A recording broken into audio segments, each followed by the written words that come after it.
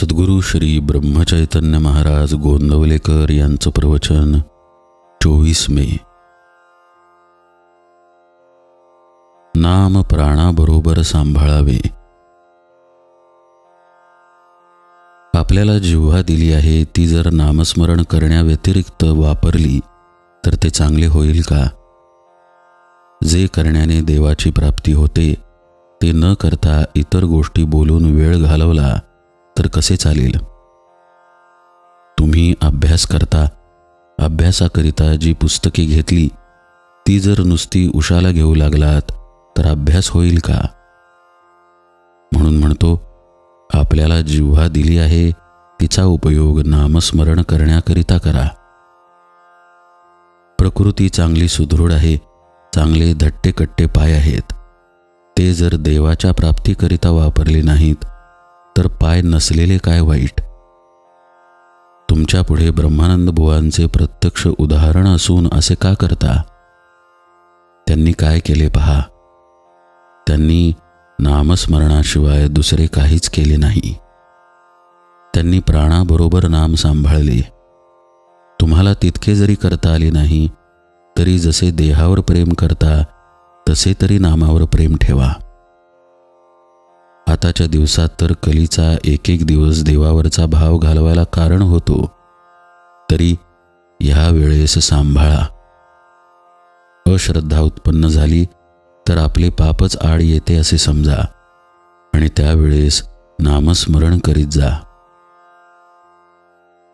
माझ्यावर व्यवहाराबाबत पाहिजे तर विश्वास ठेवू नका, पण नामस्मरण करायला सांगतो त्यावर विश्वास ठेवा। नाम व्यवहाराकरिता उपयोगात आणू नका। नामस्मरण नामाकरताच करीत जा, म्हणजेच खरा आनंद तुम्हाला मिळेल। दिवसातून किती वेळ नामात घालवला त्याचा रोज विचार करीत जा आणि काही वेळ तरी नामात घालवण्याचा निश्चय करा, म्हणजे विश्वास वाढत जाईल। खरे समाधान तुम्हाला नामातच मिळेल। भगवंताचे नाम हे स्वयंभू आणि स्वाभाविक आहे। नामाबद्दल संशय किंवा विकल्प आले तरी ते तसेच आग्रहाने घ्यावे। सर्व संशय आपोआप नाहीसे होतील। खरोखर भगवंताचे नाम हे बँकेत ठेवलेल्या पैशाप्रमाणे आहे। वेळ प्रसंगी ते खास उपयोगी पडते। विकल्पांच्या उच्चाटनाची गुरुकिल्ली म्हणजे नाम होय। भगवंताला अनन्य शरण जाऊन तुझ्या नामाचे प्रेम मला दे अशी काकुळतीने त्याची प्रार्थना करावी, म्हणजे नामाचे प्रेम आपोआप वाढेल आणि भगवंताचे खरे दर्शन घडेल। वासनेमुळे माझ्या आनंदाचा भंग होतो, म्हणजे वासना माझ्या आनंदाची चोरीच करते।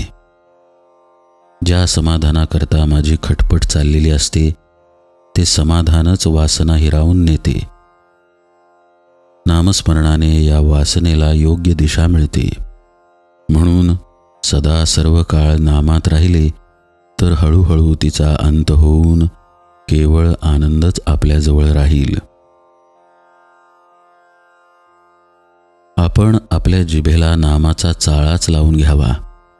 पहिल्याने विसरेल, पण सवयीने आपोआप आठवेल। जानकी जीवन स्मरण जय जय राम।